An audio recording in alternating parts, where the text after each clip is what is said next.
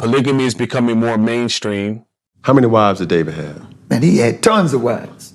And there are many people online using the Bible to justify it. In this video, I'm going to look at one passage of scripture that is used to justify it and explain why their understanding of the passage is incorrect. Welcome to the Exodus. My name is Cortez. I make content about apologetics, discipleship, and evangelism. If you like content like this, then subscribe to the channel. All right, guys, let's get into it. All right, so 4 things. So first, I'm going to read the passage. Then I'm going to summarize it. Then I'm going to make their argument. And then I'm going to spend the rest of the video explaining why their understanding of the passage is incorrect. When a man sells his daughter as a slave, she should not go out as male slaves do. If she does not please her master who has designated her for himself, then he shall let her be redeemed. He shall have no right to sell her to a foreign people, since he has broken faith with her. If he designated her for his son, he shall deal with her as with a daughter. If he takes another wife to himself, he shall not diminish her food, her clothing, or her marital rights.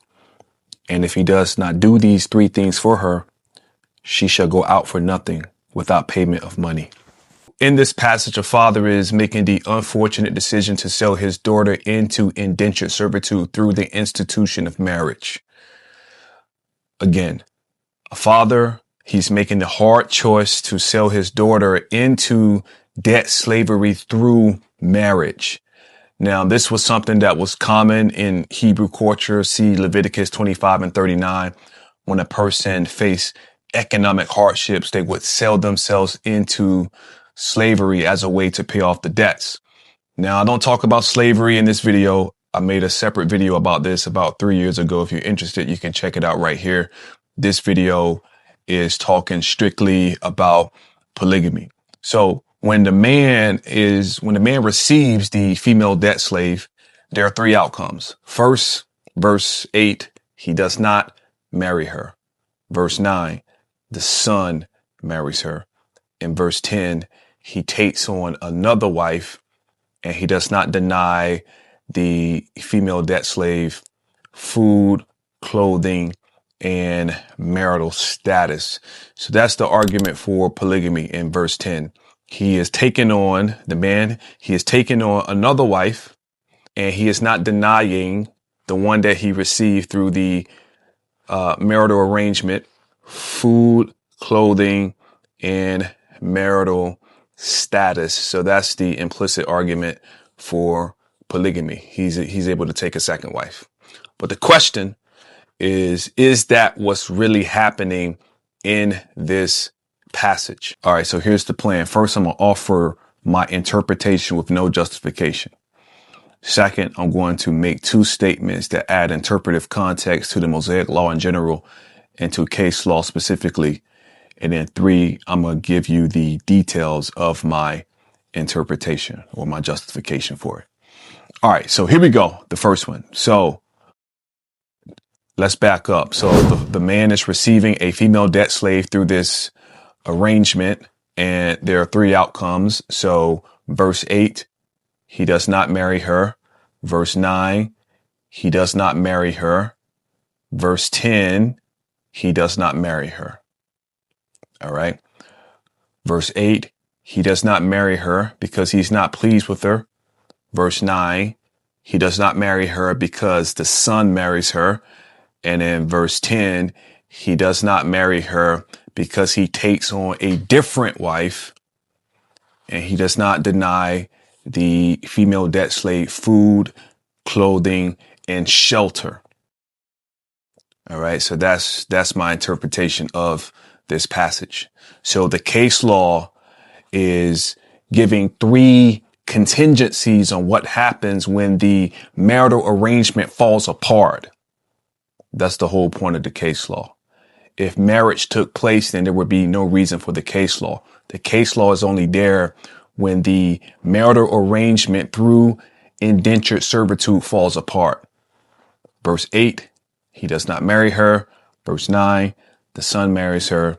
In verse 10, he takes on a different wife, and he does not deny the female debt slave food, clothing, and shelter because that arrangement fell apart, because he took on a different wife. All right. Statement number one, the Mosaic Law is not the expression of the divine ideal. Genesis 1 and 2 expresses the divine ideal. Statement number two, case law does not endorse what it treats. It only prevents a bad situation from becoming worse. All right, so let's unpack these two statements. So there was a book that I read in about 2008 called Is God a Moral Monster by Paul Copan. I think that's what it came out around that time. And this statement right here that I just mentioned is a game changer when it comes to Old Testament and apologetic issues. It comes from what Jesus said in Matthew 19. So in Matthew 19, Jesus is asked about divorce. And the Pharisees want to know, why did Moses allow for the certificate of divorce? Why did Moses allow that? And then Jesus said he did it because you guys were so sinful, because of the hardness of your heart. That's why he did it. But from the beginning, it was not so. So you see what Jesus did? He is making a distinction between the Mosaic Law and the beginning, which is a reference to the Garden of Eden, where God put man and woman together and there was no divorce. What God has put together, let no one separate. That's God's divine ideal. That is the true north. The Mosaic Law is a concession to human sinfulness. It's not God's best. And this is what we have to understand when we talk about these issues. He said the hardness of your heart.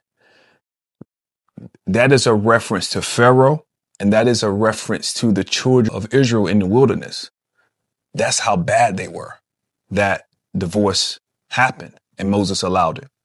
But from the beginning, it was not so. So that is important when we approach these particular issues, because when we look at aspects of the Mosaic Law, we always have to have the framework of the beginning.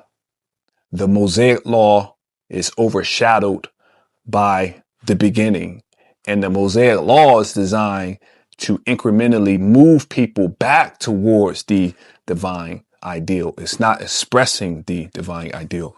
Statement number two. So case law does not endorse what it treats. So what does that mean? So case law is situational law. So in other words, if this situation happens, here is how you should move, or here's what you should do when this situation arises. So for example, in a high school, if two teenagers are fighting in the hallway, then teachers and administrators should do X, Y, Z. So I used to work at a high school, so that this was a real scenario. When two teenagers are fighting in the hallway, teachers and administrators should do X, Y, Z. Now, is this co-signing teenage violence? Of course not. It's just saying that, listen, if this situation happens, then this is what you should do. So another example of this is actually seen in Exodus 22. So it says that if a man steals and kills another man's ox, then he should give him 5 oxen for that one ox. Now, is the Mosaic Law co-signing stealing? Of course not. It's just saying that, listen, if this situation happens, here's what you should do. So even if we were to grant that polygamy is being practiced in Exodus 21, this ideal is still refuted because of case law. Case law does not endorse what it treats. It does not condone what it treats. All right, so let's get into my justification for my interpretation. The 2 points of contention have to do with 2 words in verse 10. The first word is another, and then the second word is marital rights. So it's the 2 Hebrew words behind these 2 English words. So let's talk about another first. This word another has 2 different senses of that word, and we even understand this when it comes to English. So for example, I can say, I want another drink. What does that mean? That means I want a second drink, or I want a third drink. Or I can say that when I used to watch Michael Jordan in the 90s, he was on another level. What does that mean? That means that he was on a different level from everyone else because he was just that great. In Hebrew, it's the same thing. So here are two different passages to show this. Genesis 26 and 22. It says, he moved from there and dug another well. This is Isaac, and he dug another well, second well, third well, and so on. Here's her other example. In Numbers 14 and 24, but my servant Caleb, because he has a different spirit and has followed me fully. You see that? So why was Caleb different from everybody else? Caleb was different from everyone else because he was not afraid. He was on a different level. He was on another level. So when we come to Exodus 21 and 10, this is the sense in which another is being used. He is taking on a different wife. Caleb is on a different level. Michael Jordan was on a different level. Different and distinct from. That's the ideal. All right, so let's take a look at the second word. The second word is marital rights or marital status. And this is a hapax legomenon. It's a fancy word. All it means is that it's only used once in the Bible. So when a word is only used once, we have to be careful with how we translate it because it's a stab in the dark. We have to rely on other things like etymology, the root of the word, and how it's used in other ancient Near Eastern sources. Etymology and the root of this word is related more to the word shelter.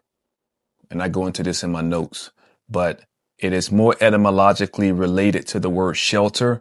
So this is why shelter is a proposed translation. She is not denied food, clothing, and shelter or dwelling. Some have said that oil is a better case, and the argument for oil is due to how it's used in other ancient Near Eastern documents. It appears as a triad.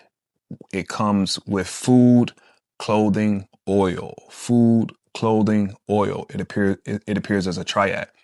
And we even see this triad in the Bible. So look at Hosea 2:7 and Ecclesiastes 9:7. We see the triad of food, clothing, and oil. Either one, either oil or shelter, has more support than marital status or marital rights. And therefore, it is a legitimate interpretation of the word. All right, so to wrap things up, what we have here is three contingencies on what happens when the marital arrangement falls apart. Contingency number one, he does not marry her, so she's able to be redeemed. Number two, he does not marry her, the son marries her, so he is to treat her as a daughter. And number three, he marries a different woman or a different wife, but he should not deny the female debt slave food, clothing, and shelter. So the case law is here and is only here because the marriage of the female debt slave did not take place. And these are the three outcomes that Yahweh is allowing when that arrangement happens. All right, guys, so that's the end of the video. Like the video, share the video, subscribe to the channel. If you want to see my notes on this video, it's in the description below. If you want to see the book that helped me understand apologetics in Old Testament, it's in the description below. And if you want to see what I had to say about slavery, you can check this video out right here. I'm done with this one. See you guys next time. Grace and peace.